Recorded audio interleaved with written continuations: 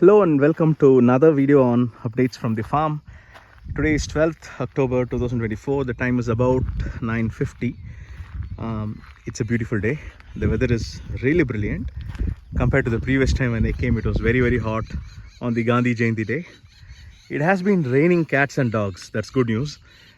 The last 3 or 4 days maybe really heavy rains. Even in Bangalore, in my place, a lot of rains, and it's just wet all over. Like I can already see a lot of water getting stagnated here and there.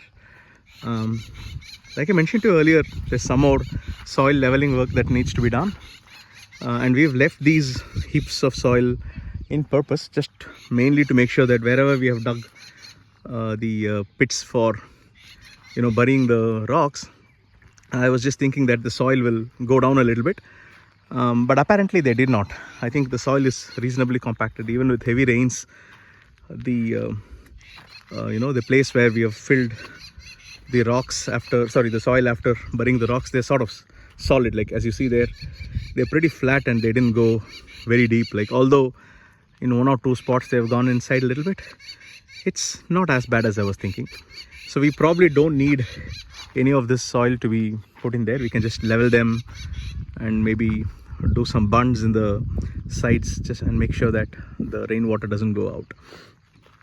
On this side, the horse gram and cholam, and these two are mainly for the cow fodder. They're all ready. It's just that we have not taken them out. We'll just leave them here for now, and when the cows come in, we can just start feeding them with these. There's also some good news on the groundnut side. Last time in the video I did mention to you that the groundnut plants were drying and they were looking really brownish green, and apparently a couple of days after I took the video there was a lot of good rain and all the plants have started becoming very green. I think they all got saved. That's good news. And I know some of you had also given me various suggestions on how to protect it. Like there was one gentleman who suggested an air gun, but we could not use it obviously because we didn't have power connection. But anyway, the good news is we had rains and the plants got protected. It's close to 90 days now, probably 85 or 90, I'm not exactly sure, since we sowed them. Initially I was thinking it's a 120-day crop, but I'm sorry, I think I was wrong there. Groundnut is probably a 90 to 95-day crop only, and they are ready for harvesting. And as you know, we have not added any additive synthetic chemicals. Neither we had a chance to add any Jivamrita or Panchagavya or any of typical natural manures. We couldn't do any of it, so this is all purely rain fed, and therefore I don't expect a lot of yield. I'm thinking we might get about maybe like 250 to 300 kg at max. I'm not 100% sure. I'll let you know once we weigh them, but before that they all have to be dried. So yesterday we had a few laborers who came and plucked all these groundnut plants. They've kept them here for now. A few of them are inside the cow shed, and we had 4 laborers actually. That was just not sufficient. We probably have more. Like this one more section where even the plucking is not done, but here they have plucked and they have just organized them here and there. So we probably need to do one more set of laborers. Finding it a little difficult to get the people now because I think everywhere people have started harvesting. And the other thing is, right now I'm not expecting a huge price for groundnut, mainly because this season, that is in Tamil they call it Adipattam, which means the sowing of groundnuts that have happened around July time frame were completely dependent on rain, right?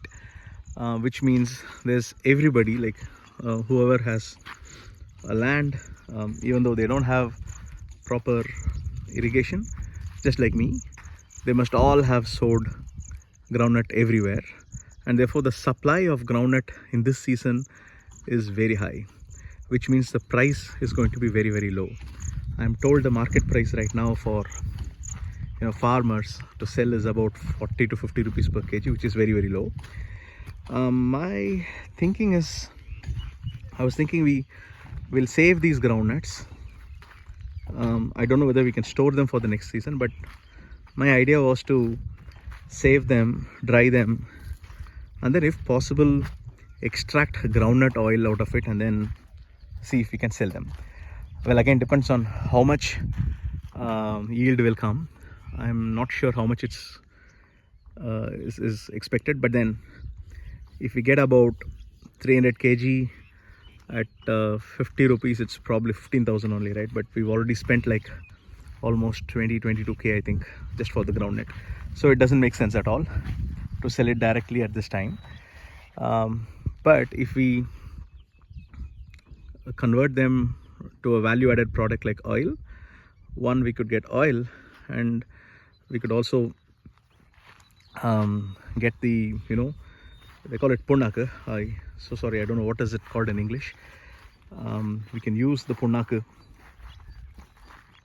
for cow fodder and even for cultivating other crops. So that's the good update on the groundnut. Let me actually show you a little closer on how this looks like.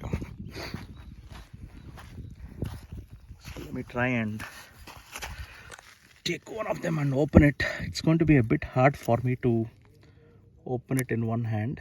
Please bear with me. There you go.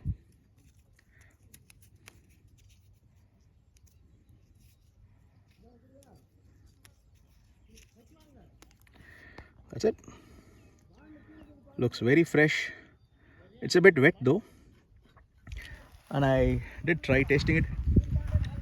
They're amazing, especially when you cultivate on your own and you consume them. They're amazing. We had a similar experience with bananas in our leased farmland earlier in Gattahalli. That was our first project.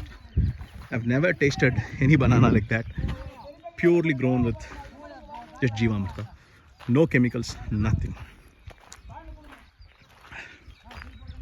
So that's a bit of a good news today. Let me also quickly show you the status of the borewell. The borewell setup is complete. Like I mentioned to you last time,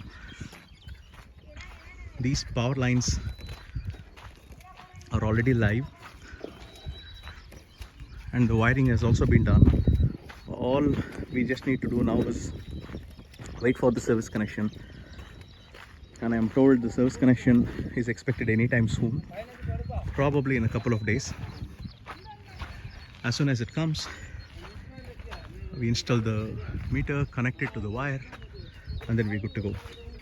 And the way we have done is, there are a few fuse boxes here. There's one here, there's one more here, and there are two sets of wires that go from here. There's one set of copper wire, 16 square mm wire, that goes directly under the soil. No pipes, we've just buried them underneath at about 2 feet, and that goes all the way to the starter box. And then another wire that goes from borewell, the 4 square mm borewell wire, that goes through a PVC pipe in the same trench all the way here.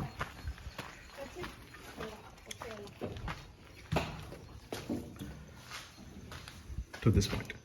So this is the starter box, RCCB, and a few plug points, and of course a few fuse boxes as well. So the setup is ready. I'm just hoping we will get the service connection in this week, and then we'll also apply for a domestic connection, and then we are good to go.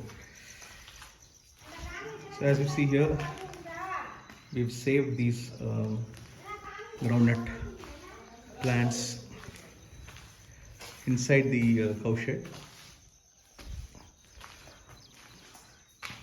We'll keep it here, let them dry, and then the plant portion can be cow fodder again. And then whatever groundnut we have, like I mentioned, we'll have to decide whether we are going to sell them directly if we get a good price, or to hold on, dry them properly, extract oil, and then try and monetize it. Okay, that is all the updates that I had this time. I will see you on a different video later. Bye bye.